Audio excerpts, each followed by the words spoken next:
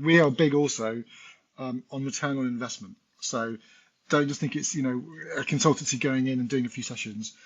Return on investment for us is huge.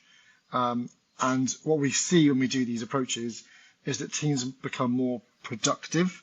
They are more proactive.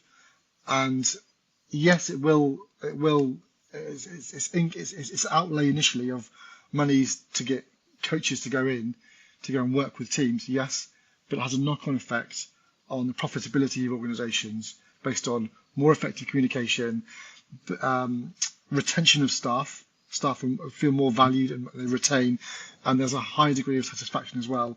When we do feedback and we do interviews with people beyond our calls, they are generally more connected and definitely have a higher satisfaction in their job.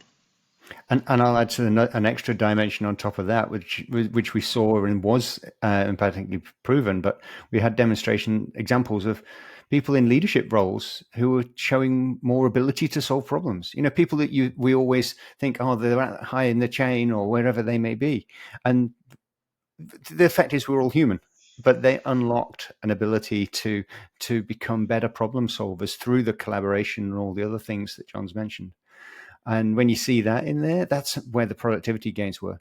And I think it'd be worthwhile wrapping back up on how the research, what the results of the research, the measurable results show, is we were comparing the coaching approach with a training approach.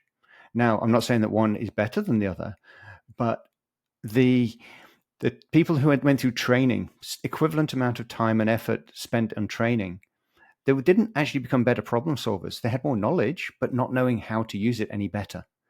What we enabled was unlocking that ability to think through problems and think. If you put the two together, knowledge and that capability, we got a 7% improvement in cognitive ability.